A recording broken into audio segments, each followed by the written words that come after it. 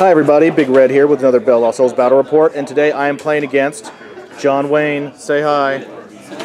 Alright, we are playing, as you can tell by that, we are testing out Stronghold Assault. That is what we're doing. So, we're playing a weird game here. We're playing 2,000 points, we're playing the Scouring.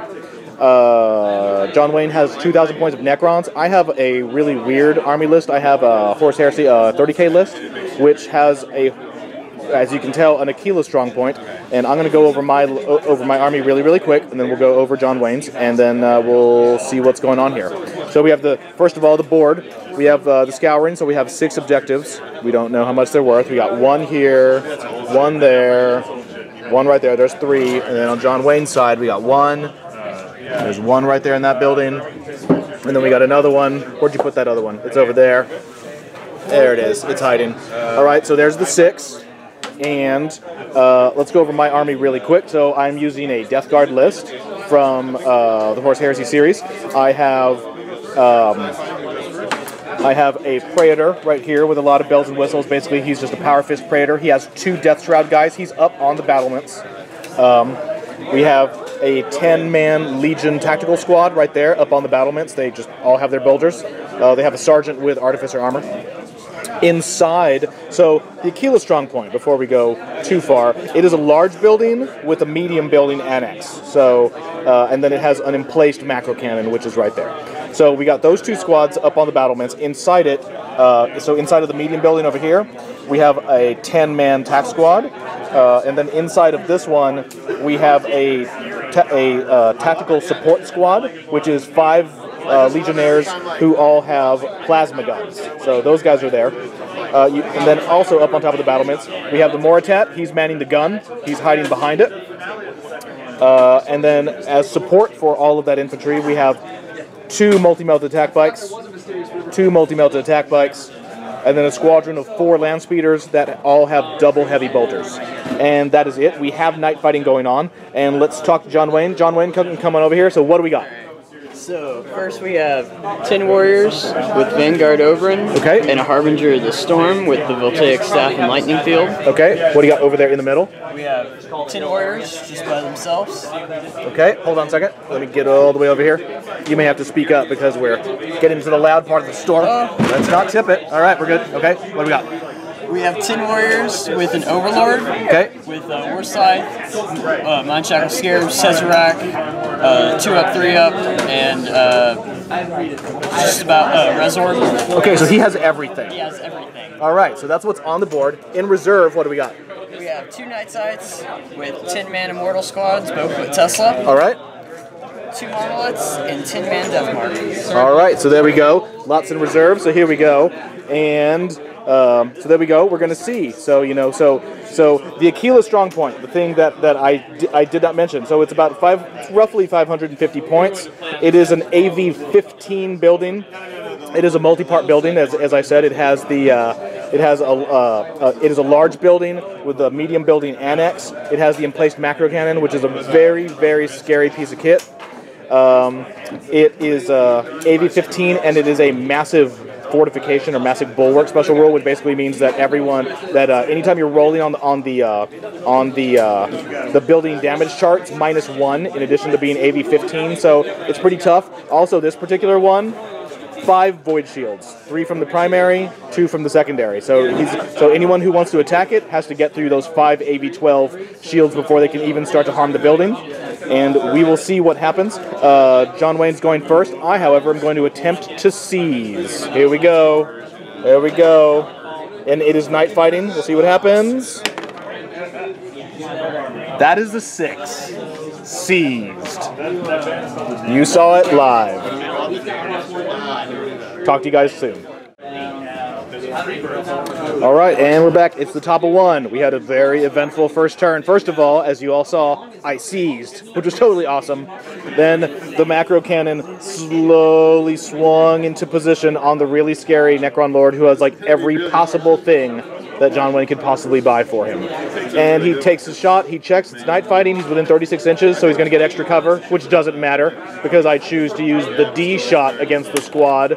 The first shot lands exactly on target, gets 8 guys under it. The second shot totally whiffs, even with the ballistic skill 5 Moritat aiming it.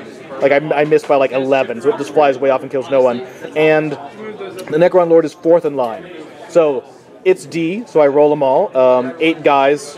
So it was 8 hits, 7 of them are dead, but we believe that you still get look out sir rolls, and Necron Lord made all of his 4. He had to make 4, not 1 came up. So 7 Necron warriors gone, blown completely sky high, but the Lord, unfortunately, who was really trying to get, he's still in there.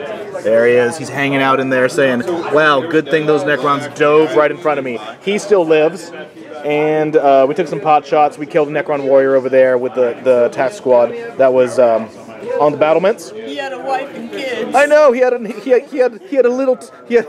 wife, the toaster, and some kids, the coffee grinders, and they are sad. The Necron warrior 85086 is not coming home, and we will get back to you at the bottom of 1 with a funny story about Goat Boy. All right, guys, bottom of 1. So the big thing, as you can see here, is Oberon squad, which was there, hopped over here, lit up. These guys did 4 glances to them, but shockingly, during the jinx, we avoided 3 of them. I was as surprised as anyone else. So that lead speeder, he's got 1 glance on him, and that is all that we have. We have the super lord over there has a tachyon arrow, but because the void shields are still up on this thing, John Wayne is thinking that that's his best shot of blowing up the stronghold. So he needs to hold on to that until those void shields get stripped. And that is all that we had. We are moving into the top of 2 coming up soon. Talk to you guys soon. All right, BoLS fans, it is the top of 2, and we are back. So it's been a pretty unbalanced, good turn for the Death Guard. So the big thing that happened, as you can tell, we everyone, all these units here that were around Oberon and his 10 guys, just laid into him. You know, we killed like 5 or 6 warriors, is what all that fire combined did. Then we charged them. So we charged them with the Praetor and with 2 of his Death Shroud. They lost a guy on the way in due to the, what was that lovely thing? The lightning field. Killed a Death Shroud. But they got in there. My Praetor completely whiffed, but my 1 Death Shroud guy was a boss. So he just killed a whole bunch of warriors. So how the combat ends, we both held. We're sitting there. I've lost a wound on the Praetor. Oberon's down to his last 2 because he'd taken a lot of wounds from the shooting. And the Death Shroud is in with 2 with a Cryptek and a Warrior. And those guys are just milling about right there. The big news, however, was that on top of 2, night fighting is gone. And the I am just totally I was scared to death, as I was last turn, of the Lord with all the bells and whistles over here. He made all of his lookout sirs on turn 1, but he got hit again twice this time by the D shot from the Aquila, which did enough wounds that there was no saving him. So him and the remaining bodyguard that were in that building is now clear. So that is a huge sigh of relief for me to get the guy with the 10-1 shot, who can move around and do all kinds of crazy stuff, and the Mind Shackle Scarabs. He's now no longer with us. We're going to be moving into bottom of 2 with all the Necron reserves are going to start to show up, and we're going to see what happens. But before we get to turn 2, it's time for a little BoLS story. So first, off in the distance, over there, wearing the red stripes, that is Goat Boy. Now, John Wayne didn't ask for this game, so I know you all are saying, man, it's really unfair, why are you playing Necrons? This was supposed to be a battle that was going to be Strongpoint Assault versus Escalation. And Goat Boy had this really nasty Escalation list built. It was all demons, it had all the bells and whistles, it had the Grimoire, it had the Corn Lord of Skulls, and it was going to be super Escalation versus super Fortifications, and we were going to see who's going to win. But the internet probably doesn't know this, but Scary Goat Boy, the most terrifying guy of the tournament circuit, he drives a flaming red Fiat 500 who's named Tony Maraschino. I don't know why it's named that. No one really knows. But today, Tony Maraschino was struck in traffic. He was struck while Goat Boy was sitting in traffic, and Tony Maraschino is probably not going to make it. But Goat Boy's fine, so he's fine. But unfortunately, he was carrying his army with him. And the Lord of Skulls that was in there, it has gone to throne. It has gone to the great brass throne of Khorne. It is no longer with us. So, as you can imagine, he's deeply distraught. We will get that battle report in later. So, now that you know that story, we will see you guys at the bottom of 2. All right, it's the bottom of 2. As you can see, all of a sudden, there are Necrons everywhere. Many reserves have showed up. So the first thing that happened is Oberon tried to pull one of his super crazy, I'm gonna deep strike I'm gonna veil out of close combat, and then the death marks are gonna light me up, which he did, but he decided to deep strike right here, and then deviated off the board. So luckily, he's in reserve, bleeding with only 1 wound left, so that'll teach him. However, the death marks did show up. They all fired into the Praetor and his bodyguard, and they killed his bodyguard. So, alright, pretty much, I'll take that. Over here, 2 monoliths with drunk Necron pilots who are supposed to show up right on here, both deviated way back, landing over there. All the squads got out. We have a croissant showed up. It has a squad. All this stuff combined, laid into the Aquila. Dropped 4 of the 5 void shields. It's down to 1. And that is where we are. Moving into the top of 3. We will talk to you guys soon. Just as a special note, I'm going to whisper this because he's kind of standing next to me. We really are hoping, we're going to be really disappointed if at Wargames Con next year in 2014, if there's not at least one team named Tony Maraschino, we're going to be really upset. Just saying. Just saying. All right, ladies and gentlemen, it is the top of 3. You can see it. Look at that. That is the face of that is the depressed face of the head of a Necron dynasty. It did not go well. It did not go well. So over here, this is what is left of the Necron offensive. We got 2 squads of immortals. Well, a squad of immortals, a squad of warriors. We have the croissant over here. We have 1 death mark. So what happened this turn? How did the Necron fortunes turn around so quickly? Over here, everyone fired into the death marks, killed about half of them.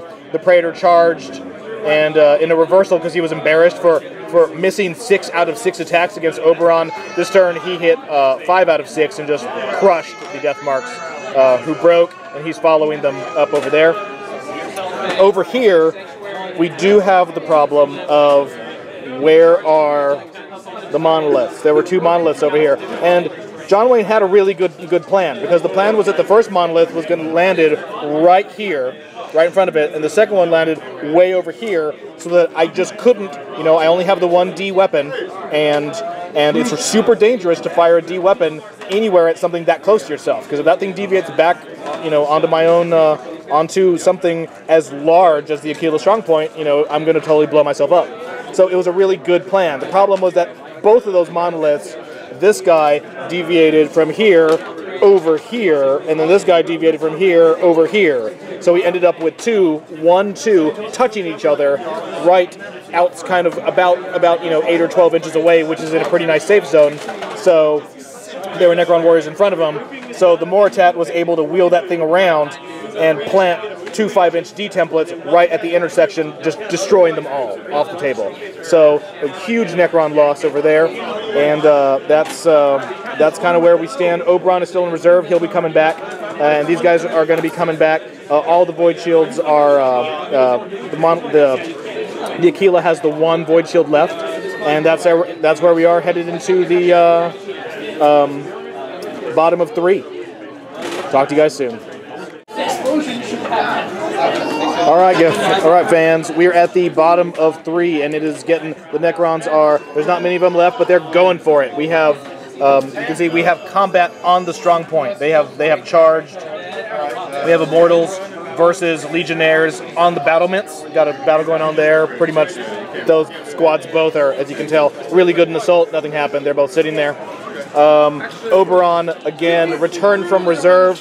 He needed to get near the objective. He tried to land right here. Once again, for the second time in the game, deviates off the board. I got to place him with his deep strike mishap, and I chose to place him right there Why did I choose to place him right there instead of in the far corner? Because I want him to see his army be destroyed. That's why. And over that, we have the croissant peeling off. It's over here. Did some shooting. It knocked out 2 of the speeders.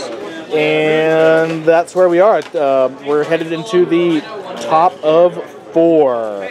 And I hear a hum. That is the hum of the Moritat stepping away from the macro cannon and charging up his dual plasma pistols. Alright, bottom of 3. The Necrons are continuing the assault. They're pressing it on. One tack guy died. They held. That's all that's going on over here. The Moritat got off of the macro cannon, moved over, and used his chain attack. Put a wound on himself, finished off between him and the tactical support squad with plasma gunners inside who fired out through the vision ports. All the plasma fire in the Moritat with his dual pistols wiped out the squad of Necron warriors that were in front. So the only Necron infantry left on the board is the one squad that's locked in assault. The one Deathmark who was running got gunned down by the land speeders. And then the macro cannon got to fire in automated mode because it didn't have anyone to man it, which was at ballistic skill 2. It tried to put 2 D templates on top of Oberon so they could just take him out of the game. Both of them deviated by 10 inches and 12 inches, so clean miss in both cases. And that is it. So that's all that's going on. The Praetor is running as fast as he can to get back to the building because he's about the only guy left who is any good in assault on my side. And I have a funny feeling that next turn Oberon is coming with that war scythe. So we'll see what's going on, and we will talk to you at the bottom. Sorry, this was top of 4. At the bottom of 4. All right, Necron troops have entered the base. Necron troops have entered the base. So what happened? As you can see, the Immortals again in the terrible sissy slap fight between the Immortals and the Legionnaires killed one guy. They rolled an 11, and off they went. So they have not left the board yet, but they're right there. They've been chased off the battlements. So we have Necrons on the battlements. The Moritat is on the battlements. He can't fire next turn though because he did his chain attack. Inside of the strong point, we still have a 10-man Legionary squad in the medium building. We have a 4-man tactical support squad with plasma guns in the building. So the building is still occupied. It's still mine, but we have Necrons on the roof. Oberon, again, tried to do a crazy deep strike thing. He didn't deviate off the board this time, so good for him. He's right there in front of it. And the second croissant came out of reserve finally, and it is right there, right in front of the building. And that is all we got. We are headed into top of 5. All right, it is the bottom of 5, and we're going to call it after this. We had a whole bunch of guys moving around. The plasma gunners came up on top. The Legion task squad that was in the medium building came up on the roof. Everyone laid into the Immortals. Killed them down to one guy, of course. Couldn't get him. So a bunch of them got back up. Over here, though, more importantly, a combination of the multi-melt attack bikes and the remaining land speeders related to Oberon and his Cryptek guy and the one warrior who was with him. Dropped all 3 of them, and none of them, they all failed their protocols, and Oberon was the only guy who could actually harm the building. So that pretty much was game. So he died and called it. Then the Praetor made it into combat, killed 2 of the Immortals, and that's kind of where we stood at the bottom of 5. So we decided to call it. So John Wayne, what do you think? You played against the 650-point fortification with 5 void shields and a D weapon. It is completely broken because even though it costs a lot of points, it's an army killer. It is an army killer. Now he did have a pretty good chance. I would say if those from my point of view, yeah, it wasn't a super easy game. It wasn't a really hard game either. I think that I did only have the 1 D weapon. It was a 5-inch the 2 5-inch templates, so I could kill 1 thing a turn. And John Wayne really quickly figured out I need to attack this thing from completely different directions. And I think the big turn like we saw was turn 2 when had those deep strikes happened according to plan, it probably would have been good, and there would have been, you know, monoliths on different sides of me at point blank range, and you don't want to be firing 5-inch D templates at something that's 1 inch away from you. That's, you know, the other problem. But both of those monoliths, both deviating to be right next to each other, was just too tempting of a target, and there was pretty much just no recovery once those guys got blown off the table. So, you know, this is probably as scary as fortifications get. So this is the Aquila with 5 void shields. It's really nasty. You know, the rest of the army, you know, if this thing gets dropped on turn 1 or 2, the army probably fails. This thing also, you know, this army also has very low ability to go out and get objectives. You know, it has a, you know, small number of scoring units, and, you know, it's not, you know, it has maneuver elements, it has the speeders, and it has bikes that can move around, but, the Necrons could have also possibly tried a strategy of just completely hiding and sitting on objectives. You know, that might have worked too, but, you know, if I can even see a sliver of someone through a window, you know, I can blow them off of objectives with the macro cannon. So it was a pretty interesting game. I had a good time. You have a good time? It was good. And so there you go. Strongpoint Assault, Aquila Strongpoint, Void Shields, got to, you know, versus Necrons. And thanks for watching, guys, and let us know what you think in the comments. Also, Tony Maraschino.